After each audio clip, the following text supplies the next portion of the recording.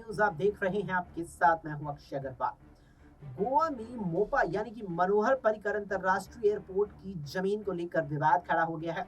ये विवाद गोवा कैबिनेट के फैसले के बाद शुरू हुआ। कैबिनेट ने एयरपोर्ट की जमीन को 60 साल के लिए लीज पर लिया था। मोपा एयरपोर्ट एविएशन सेक्टर में नरेंद्र मोदी का ड्रीम प्रोजेक्ट माना जाता है।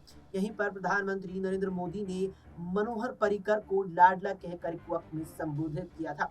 सरकार का दावा है कि पीएम के ड्रीम प्रोजेक्ट को पूरा करने के लिए विकास जरूरी है, लेकिन विपक्ष ने विकास में करप्शन की बात कही है।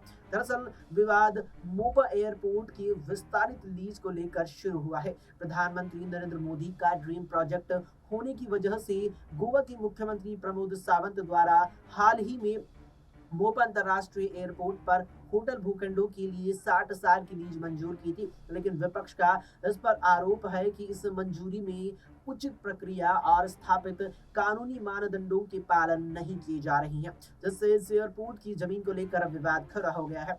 विपक्ष का आरोप है कि ये फैसला सरकारी जमीन के लिए पारंपरिक 40 साल लीज की अवधि से भी ज्यादा है।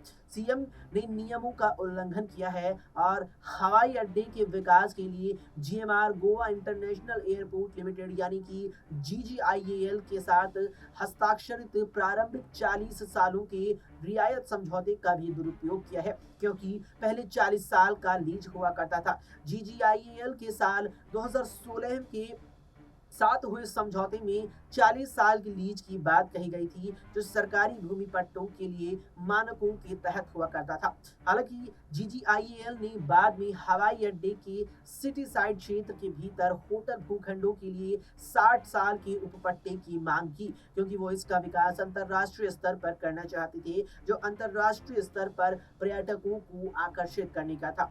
इससे वित्तीय फायदा भी होना ही था। इसके बाद गोवा सरकार ने इसे मंजूरी दी, लेकिन विपक्ष इसे जांच का मुद्दा बना रहा है। तो वहीं आम आदमी पार्टी के नेताओं द्वारा सीधे तौर पर सीएम पर ही सवाल खड़े किए गए हैं।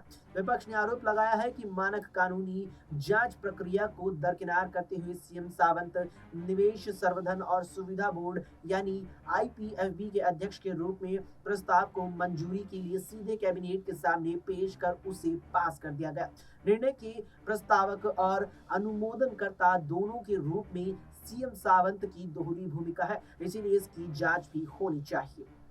फिलहाल के लिए इस वीडियो में इतना ही। देश और दुनिया की तमाम खबरों के लिए आप देखते रहें एसपीएन 9 न्यूज।